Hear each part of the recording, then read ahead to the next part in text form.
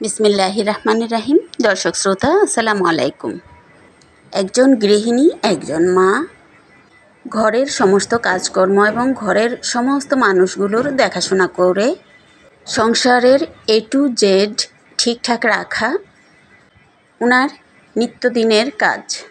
এগুলোর মাঝে প্রধান যেটা তা হলো রান্নাবাড়া। আর সেই রকমই ব্যস্ত রান্নাবাড়ার কিছু ছোটোখাটো ভিডিও আপনাদের মাঝে শেয়ার করেছি আমি।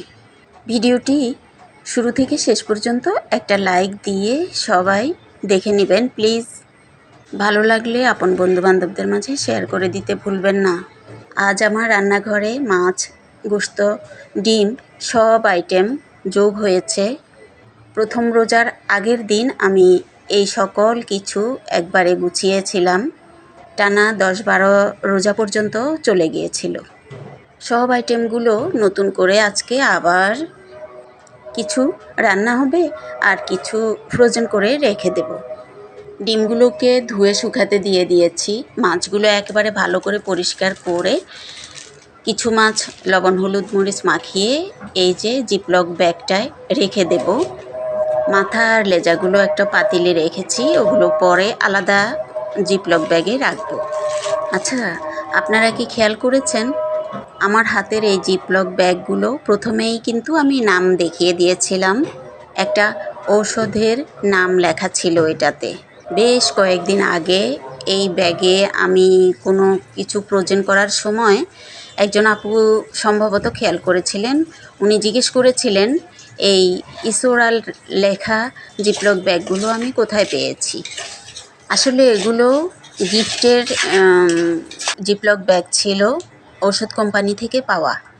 স্বপ্ন সুপার শপেও এই ব্যাগগুলো পাওয়া যায়, নাম লেখা ছাড়া আর কি। বিভিন্ন সাইজের আছে। এটা হচ্ছে সর্বোচ্চ সাইজ। এটাতে আমি গোশত এবং মাছগুলো রেখে দেই। সেই অনুযায়ী আজকে দুটো এখানে ধুয়ে নিয়েছি, এগুলোতে এখন আমি রাখবো।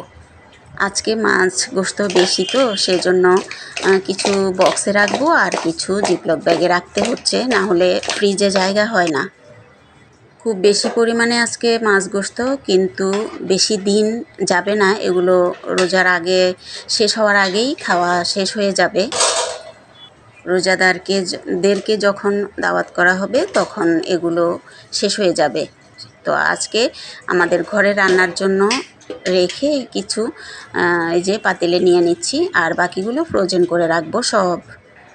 আজকেও আমাদেরকে রোজাদার খাওয়ানো হবে দেখে তো আজকের জন্য মাছ গোশত ডিম তিনটাই রান্না করা হবে, সে অনুযায়ী নিয়ে নিচ্ছি। আসলে পুরো রমজান মাসে এত বিজি থাকতেছি যে আমি সুন্দরভাবে নিয়মিত প্রত্যেকটা ভিডিও দিতে পারছি না। রমজান মাসের ইবাদত কাজকর্মের সাথে আরও নতুন করে যোগ হয়েছে রুগীর দেখাশোনা। সব মিলিয়ে একেবারে হিমশিম খেয়ে যেতে হচ্ছে। সবাই সুন্দর সুন্দর ঈদের কেনাকাটার ভিডিও দিয়ে দিচ্ছে, আমরা এখনও কেনাকাটার দিকে একেবারেই নজর দিতে পারছি না। বিশেষ করে আমি আর আমার মেয়ে এখনও কোনো কেনাকাটা শুরুই করছি না। তবে ছেলে হালকা পাতলা কিছু কিছু নিজেই কেনাকাটা করে নিচ্ছে। সাধারণত প্রত্যেক বছরই আমাদের কেনাকাটাগুলো, ঈদের কেনাকাটা বিশেষ করে 20-25 রোজার পরের থেকে আমরা করি। কেননা এর আগে আমার হাজব্যান্ড সমস্ত সবার আর কি যাকে যাকে দেবার সব দিয়ে শেষ করে সবার শেষে আমরা ক্রয় করি যা যা ক্রয় করতে হয়। আর সবচেয়ে বড় কথা, এবছর আমি কিন্তু যখন আমার হাজব্যান্ড অসুস্থ হয়েছিল ডাক্তারের কাছে গিয়েছি, তখন কিন্তু আমি শেয়ার করেছি আপনাদের সাথে কিছু কিছু কেনাকাটা সেরে ফেলেছি। এই তো রোজার কয়েকদিন আগেই। তারপরেও যা কেনাকাটা করব শেয়ার করব আপনাদের সাথে ইনশাল্লাহ। যদিও আমি খুব কম ভিডিও ছাড়ছি এই রমজান মাসে, একেবারেই পারছি না। 2 বা 3-4টে ভিডিও মাত্র দেওয়া হয়েছে এই পর্যন্ত। আমার ভাসুর অসুস্থ। দেশের বাড়ি থেকে আমার জায়ের বড় মেয়ে ভাসুর ডাক্তার দেখানোর জন্য এসেছে। তো তো ওনারা ডাক্তার দেখিয়ে যাওয়া পর্যন্ত আর এইদিকে কেনাকাটাও করব না ভাবছি। অন্যান্য কাজগুলো করতে হচ্ছে, আর ঘরও দেখাশোনা করতে হচ্ছে। সব মিলিয়ে খুব ব্যস্ত, তাই আর কি ভিডিওগুলো আমার রেগুলার দেওয়া হচ্ছে না। আমার কাজটাই আগে সেরে নিতে হচ্ছে, ভিডিওতে একটু সময় দিয়ে করতে হয়, বসতে সময় পাই না। যাই হোক, এখন এখানে আমি আজকে টমেটোর চাটনি বানাবো, সেটাই শেয়ার করছি।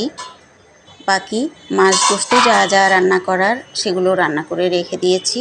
এখন শুধু শেয়ার করব টমেটোর চাটনিটা আমি কিভাবে করছি। খুব সংক্ষেপে বলছি।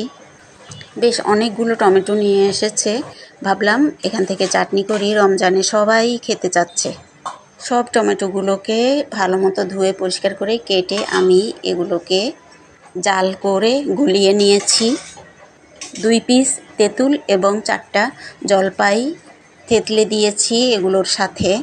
টমেটোগুলোর অর্ধেক পরিমাণ এখানে দেওয়া হয়েছে। তো সব মিলিয়ে কড়াইতে দিয়ে আমি ভালো মতো মিক্স করছি। এগুলোকে অনবরত নাড়তে থাকতে হবে। সাথে আবার হলুদ মরিচের পাউডার দিয়েছিলাম, জিরার পাউডার দিয়েছিলাম একটু। বেশ অনেকক্ষণ নাড়ানাড়ি করার পরে, মিক্স করার পরে এগুলো একটু যখন শুকিয়ে এসেছে তখন চিনি দিয়ে দিচ্ছি, কেননা বেশি টক আর কি আচারের মতো হয়ে যাবে, চাটনি হবে না। চাটনির স্বাদটা যেহেতু টক মিষ্টি ঝাল টাইপের হবে, সেজন্য চিনিও দেওয়া হচ্ছে, এখানে চিনি দিয়েছি।